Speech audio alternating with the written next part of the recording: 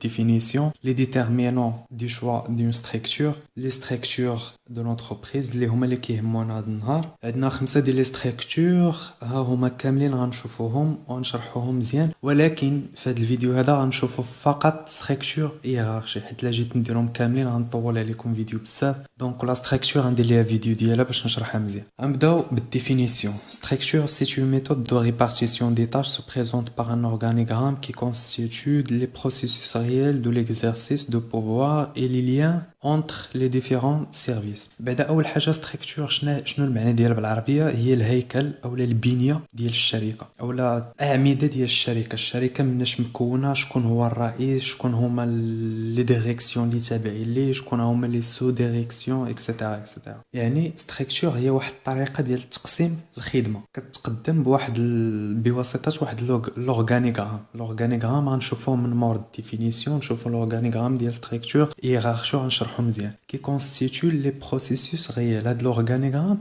كيتاسس باش يبين لينا الاجراءات الحقيقيه ديال ليكزيرسيس دو بوفوار، يعني كيفاش السلطه في ديك الشركه كتمارس. يعني كتبين لينا واحد الشيما شكون هما لي شيف وشكون هما لي سوبوردوني اللي تابعين لهاد لي شيف هادو، وكيفاش السلطه كتمارس وسط ديك الشركه، وشنو العلاقات ما بين لي سيستيم لي ديفيرون سيرفيس او لي ديفيرون سيستيم. مزيان دابا شويه تشاش كاين، ولكن ملي غتشوفوا ستركتور غادي تفهموها مزيان. قبل ما نشوفوا لورغانيغرام ديال ستركتور هيرارشي غنشوفوا بعدا اشنا هما الحوايج اللي كتعتمد عليها الشركه باش كتختار ستركتور اللي مناسبه ليها. لان ما يمكنش اي شركه جات باغي ندير ستركتور هيرارشي غندير ستركتور هيرارشي، بغيت ندير ستركتور فونكسيونيل ندير ستركتور فونكسيونيل. لا ماشي هكا. الشركه قبل ما كتعزل اون ستركتور كتكون دايره دراسات ديالها وكتشوف ستركتور اللي غتماشى مع الامكانيات الماديه والبشريه ديال ديك الشركه. فما يمكنش انت شركه صغيره تنوض دير لها مثلا ستركتور ماتريسيال وهي شركه صغيره، ما يمكنش، سي با لوجيك. او لا ستركتور كتنتج برودوي واحد تنوض دير لها ستركتور ديفيزيونيل، يعني سي با لوجيك. يعني اونتربريز صغيره دير لها ستركتور هيرارشي هي اللي غتجي معاها غتماشى معاها مزيان. هذا اكزامبل.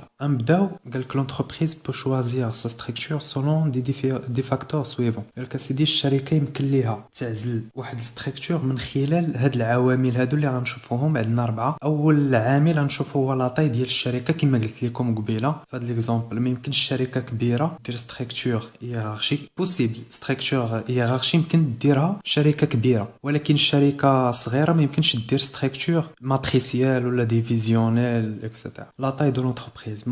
L'évolution de l'entreprise passe par une structure personnalisée, les structures hiérarchiques, pour s'évaluer vers une structure fonctionnelle centralisée. Des structures fonctionnelles que je compte centraliser. Et ensuite, avec la diversification des produits, on adopte une structure divisionnelle. Et pour retrouver une certaine flexibilité, on peut adopter une structure matricielle. Alors, les entreprises, ملي كتبدا كدير structure hiérarchique. وهي كتطور بشويه شويه كدوز للستركتور فونكسيونيل سنتراليزي. سنتراليزي فقط بحال قلتي نعت كنعتو للستركتور فونكسيونيل. ومن بعد ملي الشركه كتكبر وكتنوع لي برودوي ديالها كتادوبتي واحد ستركتور ديفيزيونيل. من بعد باش هاد الشركه هادي ملي كتادوبتي ستركتور ديفيزيونيل مع الوقت كتزيد تكبر كيخصها واحد ستركتور سوبل لي فليكسيبل، يعني اللي كتماشى مع السيروره ديال ديك الشركه. كتختار ستركتور ماتريسيال. هاد لي ستركتور دابا ما غاديش تفهموهم حتى نشرحهم في لي فيديو اخرين.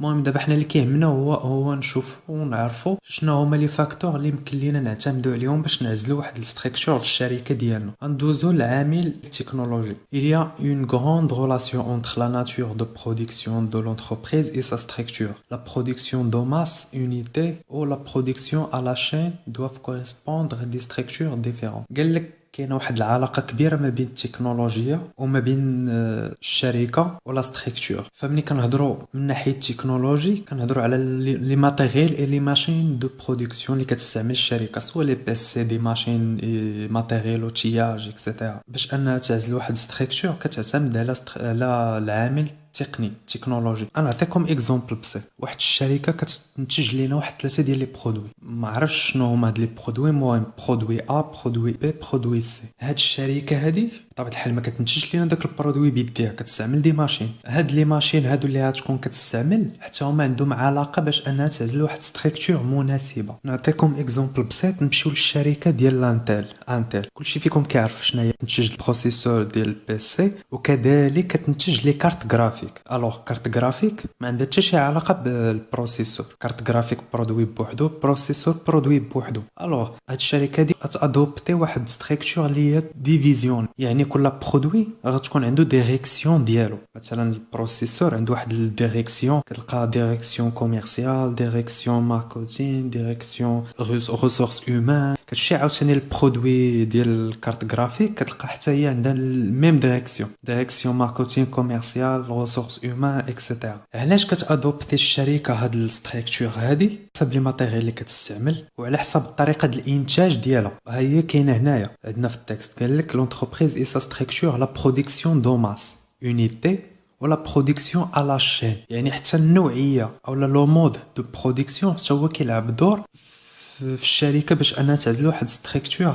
ادابتي. فهمتوني؟ هكا علاش كيعزلوا ستركتور، يعني النوعيه ديال الانتاج كيلعب دور في الشركه باش انها تعزل واحد ستركتور ادابتا. ندوز دابا l'environnement. Il y a plusieurs éléments on doit prendre en compte et qui ont des influences sur la structure d'une entreprise, et parmi ces éléments, facilité aux difficultés de provision, nombre de concurrents, technologie fixe ou changeant, marché stable ou non. يعني حتى l'environnement ديال l'entreprise حتى هو كيكون عامل وكيلعب دور كبير في اختيار ستركتور. من ناحيه فاسيليتي و ديفيكولتي دو بروفيزيون، يعني المواد الاوليه اللي كتشري ديك الشركه باش تصنع، اولا النومبر ديال الكونكورون. يعني مثلا عندنا بزاف ديال لي كونكورون، الشركه شنو خصها دير؟ خصها تنافس دوك لي كونكورون، يعني خصها تحل فروع في كاع البلايص باش تحاول تنافسهم. الوغ باش يمكن ليها دير هاد القضيه، ما يمكنش ليها ديرها بستركتور هيرارشي، يمكن ليها ديرها فقط بستركتور سوا ديفيزيونيل سوا ماتريسيال. يعني حتى هنايا حتى النومبر دو كونكورون او لا فاسيليتي ديفيكولتي دو بروفيزيون، تكنولوجي فيكس، شونجو، مارشي ستابل او نو، حتى هو كيلعب دور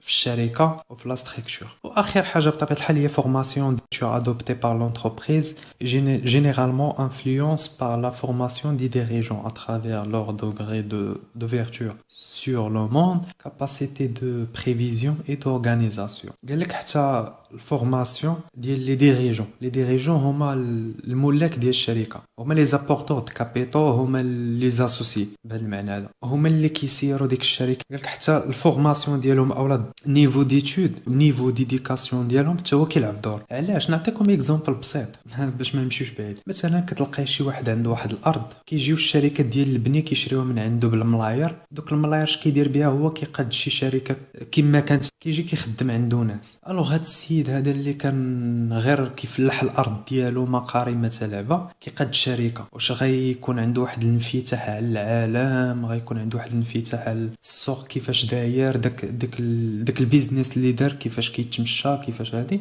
بطبيعة الحال ما يكونش عارفه هو. ولكن الى شي واحد مثلا خدا شي ماستر ولا ليسونسيال انه منفتح على الثقافات ديال الدول الاخرين وكيعرف شنو كاين في السوق، جا اسس الشركه، واش غيكون عنده نفس التسيير مقارنه مع هذا السيد اللي كان غير باع ارض ديالو، قطعه من الارض ودار لاباس وجا اسس الشركه؟ واش يكون نفس التسيير؟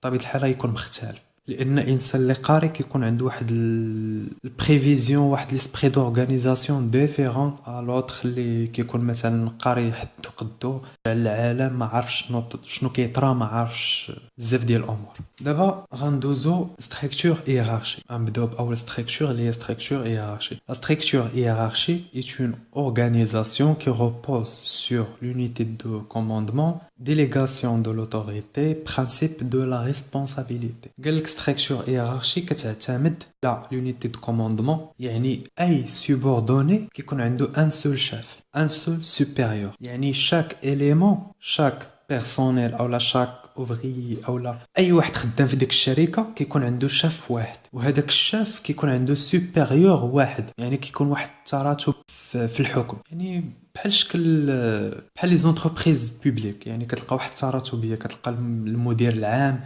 تحت منه كتلقى المدير، عاد كتلقى لي ديريكتور اخرين، مدير تجاري، مدير مالي، مدير اكسيتيرا اكسيتيرا. انا نعطيكم اكزومبل في الاسره ديالنا. الا جينا نطبقوا ستركتور هيرارشي على الاسره ديالنا، غتلقى الاب كيتحكم في الام كتحكم في ولدها في خوه الصغير. هذه ستركتور هيرارشي، يعني غادا واحد السلطه تراتبيه من الكبير حتى للصغير. لا ديليغاسيون دو لوتوريتي، يعني سي لا ترانسميسيون دو l'autorité par un supérieur hiérarchique à un subordonné. Il délègue uniquement l'autorité, mais le supérieur reste responsable des résultats des décisions. Délégation de l'autorité هي انك تعطي واحد السلطه او واحد الامر. هذاك الامر اللي كتعطيه انت كشاف او كسوبيريور، كتعطي اللي تحت منك في الكراد، كتعطي واحد الامر كتقول ليه غدير لي هادي وغطبق هادي وما غديرش هادي. هو خصو يطيع كلام، خصو يكون عنده البرانسيپ دو لا ريسبونسابيلتي اللي هو كاين تحت من الديليغاسيون دو لوتوريتي. كيطبق كلامك، ولكن هو ما كيكونش مسؤول على النتائج. يعني هو فقط الا كانوا النتائج نيجاتيف انت اللي كتحمل المسؤوليه كشاف او كسوبيريور. وكما قلت لكم برانسيپ دو لا ريسبونسابيلتي ان شاك سوبوردوني، اي واحد تعطى ليه الامر من السوبيريور ديالو كيخصو ينفذو وكيخصو يبريزونتي الريزولطا وكيخصو يفسر علاش حصلنا على هذا الريزولطا. واخيرا نشوفوا لا فورم دو لا ستركتور. كما قلت لكم كاين واحد التراتبيه من الكبير للصغير. ديريكسيون جينيرال كيعطي الاوامر للديريكسيون ادمينستراتيف تكنيك، ديريكسيون كوميرسيال. ديريكسيون تكنيك كتعطي الاوامر ديريكتور دي زيتود، ديريكتور دوزين. ديريكتور دوزين كي transmet les ordres à l'atelier de tissage ou atelier confection. الا لاحظتوا في هذه الستركتور هذه كتلقى واحد التراتبيه، يعني من الكبير حتى للصغير. دابا نشوفوا لي زافونتاج و لي زانكونفينيون، يعني الايجابيات والسلبيات ديال ستركتور هيرارشي. اول حاجه غير في الشوفه ديال لورغانيغرام هذا نقدروا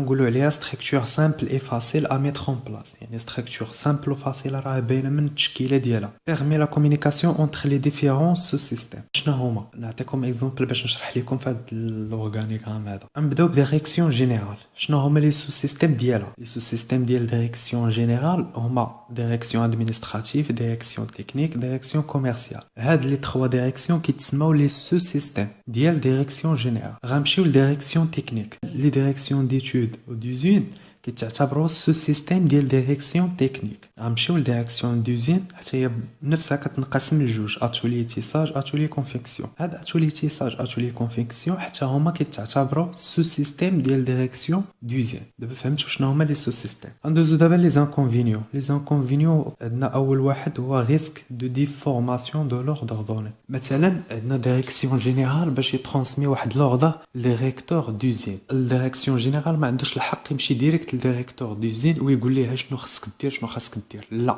كيهضر مع ديريكتور تكنيك. ديريكتور تكنيك هو اللي كيترانسمي لوردر لديريكتور دوزين، والديريكتور دوزين هو اللي كيترانسمي لوردر لافينكسيون. يعني الامر كيمشي من الكبير للصغير كما قلت لكم. الريسك او الخطر اللي يقدر يوقع هو ان الديريكتور جينيرال يقدر يقول الامر يعطي لوردر للديريكسيون تكنيك، ولكن ديريكسيون تكنيك تقدر تكون مثلا مشغوله بشي حاجه، مشغوله مثلا مع ديريكتور دي زيتود وتنسى ما تعطيش الامر للديريكتور دوزين. الوغ هنا كيكون واحد الريسك ديال ديفورماسيون، كتكون مشغوله مع شي حاجه وكتنسى ما كتعطيش لوردر. وعندنا ديفيسيل دو تروفي دي ريسبونسابل كومبيتون. واحد يعني الصعوبه باش انك تلقى لي ريسبونسابل لي كومبيتون، يعني اللي يقدروا يتحملوا المسؤوليه ديال انهم يخدموا وفي نفس الوقت يعطيو دي زوردر اللي خصهم يتحكموا في، يعني لي سو سيستيم ديالهم او لي سوبوردوني ديالهم. كنتمنى نكون وصلت لكم فكره على ستركتور هيرارشي وعلى لي فاكتور دو شوا. وبهذا نكونوا سالينا هذا الفيديو. معادنا في فيديو اخر في ستركتور فونكسيونيل. الى اللقاء يا اصدقائي.